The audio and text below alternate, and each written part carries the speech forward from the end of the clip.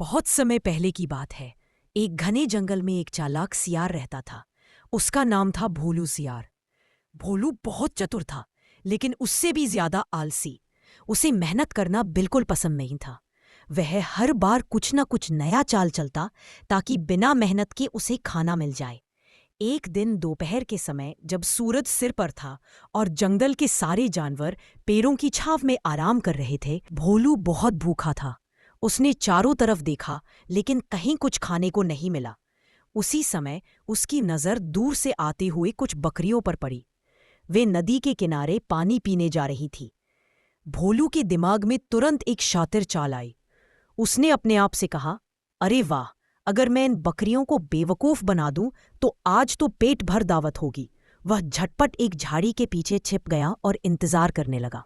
जैसे ही बकरियां पास आई, भोलू ने कराहने की आवाज निकाली, आह कोई है, मेरी मदद करो। आह कोई है, मेरी मदद करो। बकरियां चौंक गईं। उनमें से एक नन्ही बकरी मीना बोली, कौन हो तुम, कहाँ हो? भोलू ने जवाब दिया, मैं एक बेचारा घायल सियार हूं। मेरा पैर फंस गया है। अगर तुम मुझे बाहर फंसा सकता है।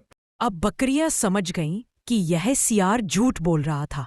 भोलू ने खुद को संभालते हुए कहा, अरे नहीं नहीं, मैं तो मजाक कर रहा था। हाँ हाँ। लेकिन बकरियां गुस्से में थी। मीना बोली, तुम हमें धोखा देना चाहते थे, अब लो सबक। उन्होंने सबने मिलकर अपने सींगों से झाड़ी हिला दी। भोलू डर के मारे भागा और नदी में छलांग लगा दी। बकरियां हंसने लगी, अब जा और अपनी चालाकी कहीं और दिखा। भोलू भीगते हुए बोला, उफ, अगली बार मैं जरूर जीतूंगा। और वह भाग गया, पेड़ों के पीछे गायब हो गया। भोलू सियार उस दिन बहुत शर्मिंदा हुआ। उसका पूरा शरीर भीग चुका था और ठंडी हवा में उसके दांत कटकटा रहे थे।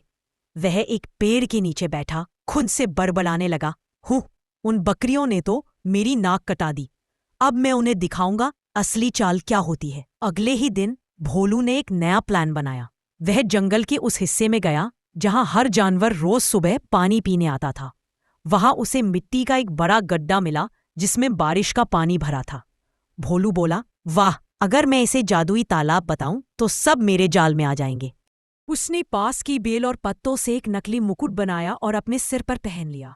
फिर वह ऊंची आवाज में बोला, सुनो सुनो, मैं हूं जंगल का नया राजा, जादुई सियार। जो भी इस तालाब का पानी पिएगा उसे सोने की ताकत मिलेगी। जंगल के छोटे जानवर इकट्ठे हो गए, खरगोश, तोते, गिलहरियां और यहां तक कि बंदर मोंटी भी। मोंटी बोला, अरे वाह, अगर ये सच है तो मैं सबसे पहले पीऊंगा। भोलू ने चालाकी से कहा, रुको रुको, पहले राजा यानी मैं खुद पीऊंगा ताकि सबको दिखा सकूं। वह तालाब के पास गया, लेकिन तभी एक पेड़ के पीछे से आवाज आई, भोलू सियार, तू फिर चाल चल रहा है। भोलू ने चौंक कर देखा, वहां वही मोटी माँ बकरी खड़ी थी और साथ में मीना बकरी भी। भोलू घबरा गया, अरे अरे नहीं नहीं, मैं तो सच कह रहा हूं, ये जादुई पानी है। मीना मुस्कुराई, अच्छा तो पहले तू पी ले।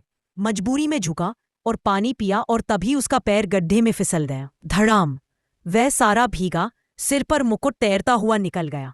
सारे जानवर ठहाका मारकर हंस पड़े, हा हा हा, यही है जंगल का जादुई राजा। भोलू फिर से शर्मिंदा होकर भाप, अरे नहीं, ये जंगल तो मेरा मजाक उड़ाता है। भोलू सियार अब बहुत परेशान था। पहले बकरियों ने बेवकूफ बनाया, फिर सारे जंगल ने उसकी हंसी उड़ा दी। वह जंगल के किनारे एक गुफा में जाकर बैठ गया और बड़बड़ाने लगा, ना कोई मुझे मानता है, ना डरता है। अगर मैं डरावना बन जाऊं तो सब डरेंगे। उसी वक्त बारिश शुरू हो गई। बिजली चमकी और दूर एक गांव की तरफ से आवाज आई, ढोल की, धक धक धक। भोलू ने सोचा, ये आवाज किसी शादी की लगती है, वहां जरूर बहुत सारा खाना होगा। वह धीरे धीरे गांव की तरफ चला गया।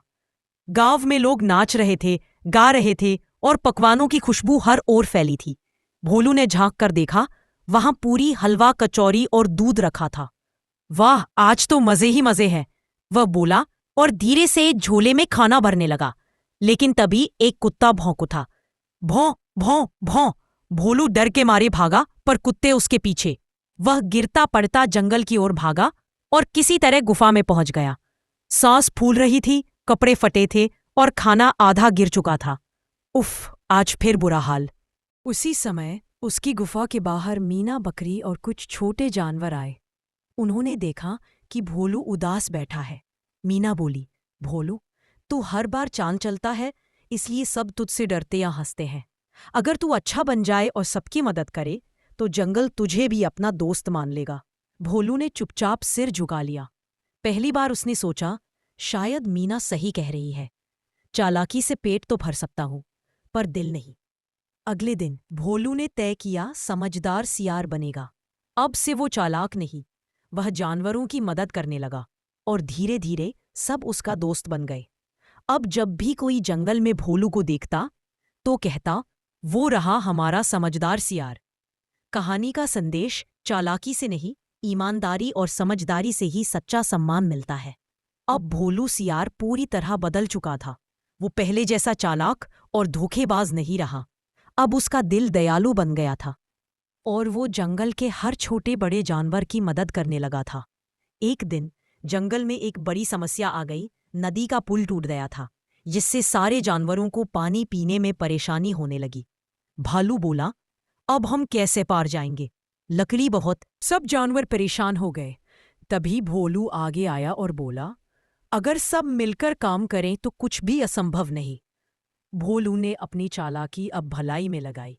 उसने कहा, हाथी गजाधर पेड़ गिराएगा, बंदर मोंटी बेल बांधेंगे और मैं रास्ता दिखाऊंगा। सारे जानवर मिलकर मेहनत करने लगे। भोलू पेड़ों की शाखाएं सही जगह रखता, मोंटी उन्हें बांधता और हाथी अपनी सूंड से उन्हें उठाता। थोड़ी देर में एक मजबूत लकड़ी का पुल तैयार हो गया। सभी जानवर खुशी से चिल्ला उठे, वाह, हमारा पुल बन गया, धन्यवाद भोलू।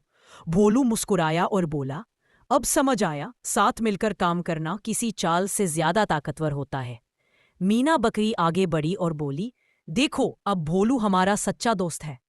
भोलू ने हंसकर कहा, अब से मैं किसी को धोखा नहीं दूंगा, बल्कि सबका सहारा बनूंगा। जंगल में ढोल नगाड़े बजे, पंछी गाने लगे और सबने मिलकर जश्न मनाया। भोलू सियार को अब सब भोलू भाई कहने लगे। जंगल का सबसे समझदार और मददगार जानवर। चालाकी से नहीं, मिलजुल कर और ईमानदारी से काम करने में ही असली जीत है। जब हम दूसरों की मदद करते हैं तो दुनिया भी हमारी मदद। अब जंगल में शांति और खुशी का माहौल था। हर जानवर अपने काम में खुश था और सब भोलू भाई सियार की इज्जत करते थे। लेकिन एक दिन जंगल में एक नया खतरा आ गया, एक भयंकर आग। गर्मियों का मौसम था, पेड़ सूखे थे और एक बिजली की कड़क से जंगल में आग लग गई। धीरे धीरे आग फैलने लगी, धुआं आसमान तक पहुंच गया। पंछी चिल्लाने लगे, खरगोश और गिलहरियां इधर उधर भागने लगी। हाथी गजादर गर्जा, सब लोग भागो, आग बढ़ती जा रही है। भोलू ने देखा कि छोटे छोटे जानवर डर के मारे रास्ता भूल रहे हैं। वो जोर से बोला, किसी को भागना नहीं है, सब मेरी बात सुनो। भोलू ने तुरंत एक योजना बनाई। वो बोला, गजाधर भाई, आप अपनी सूंड से नदी का पानी भरकर पेड़ों पर डालो। मोंटी बंदर, तुम ऊंचे पेड़ों पर जाकर आग की दिशा बताओ। मीना और बाकी बकरियां छोटे जानवरों को सुरक्षित जगह पर ले जाओ। सबने मिलकर भोलू की बात मानी। हाथी ने सूंड से पानी फेंका, रास्ता दिखाया। बंदर ने सबको आग से दूर और भोलू आगे आगे दौड़ता हुआ सबको सुरक्षित जगह ले गया। कई घंटे की मेहनत के बाद आखिरकार आग बुझ गई। पूरा जंगल भोलू भाई के नाम से गूंज उठा।